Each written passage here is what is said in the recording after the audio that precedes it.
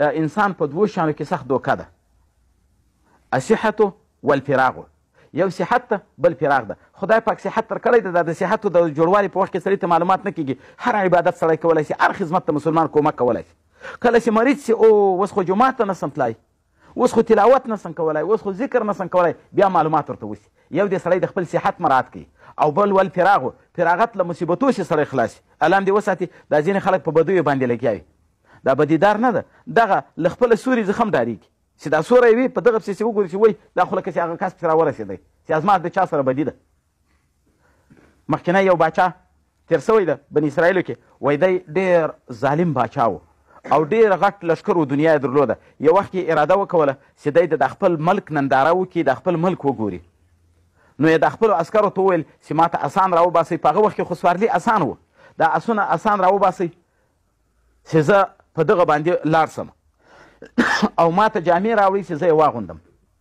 نو دوی لاړو، یوه جوړه جامه یې ورته راوړه، د نه سوه خوښه، بله یې راوړه، بله یې راوړه، اخر کې یوه جوړه خوښه سوه، هغه یې واغوست. اسان یې ورته پیش کړو، یو آس یې راوستی، د ده نه سې خوښ، بل یې راوستی، بل یې راوستی، اخر یې یو آس باندې سپور سئ. بیا یې نو وویل چې زما و څنګو ته دي نوکران، چاکران، خادمان، اسکران، مخ ته روان، ښي څنګ ته روان، چپ څنګ ته روان، شاته دا اسکر پسې روان و او دی په منځ کې روان و. ټول په اسانو باندې سپاره دي، دا فوج روان سئ ټول، اوس ځي د خپل ملک ننداره کوي. پر لارې روان ده، نو دی په دومره تکبر کې داسې بیخي پورته ګوري هم نه چاته. له ای خوا یو انتهایي د زړو جامو ضعیفه سړی دا په مخه ورته راغی. زړې جامې اغوستې دي، کمزوری ده. هغه سلام ورته واچوئ، ده بیخي ورته وم نه کاتو سلام جواب یې چیرې ورکوئ، دی خو دومره په تکبر کې و. هغه ورته راتېر سئ، دا د ده د آس قیضه یې ونیوه، ورته ویې ویل چې زما له تا سره کار ده. چې کله یې دا خبر ورته وکړله، وایي په ده باندې اثر راغی، ځکه دا خبره مثیره وه. ده ورته ویل څه کار دی ده؟ هغه ورته ویل پټ کار مې ده. ده ورته ویل زه به در کوز سم، ویل نه کوزېږې به نه. هغه بیا ده ورته ویل ښه راته وایه. هغه ورته ویل دغسې کار نه ده، پټ درته وایم، غوږ را نږدې کړه. ده چې غوږ ور نږدې کړی، هغه ورته ویل زه اسرائیل علیه السلام یم او راغلی یم دا نن به ستا په دغه آس په شا باندې روح قبض کوم، اوس به دې وفات کوم. د ده دستي رنګ زیړ سئ، زه به یې تیته سوه ودرېده، وجود یې مړ پړ سئ، زاره یې شروع کړې. ورته ویې ویل چې ما ته دومره وخت راکړه چې زه لاړ سم د دې خپل ملک ننداره وکړم، د خپل فوج و مثال ښه و بد دا سره په ځای کړم. هغه ورته ویل دا ټیم تا ته نشته.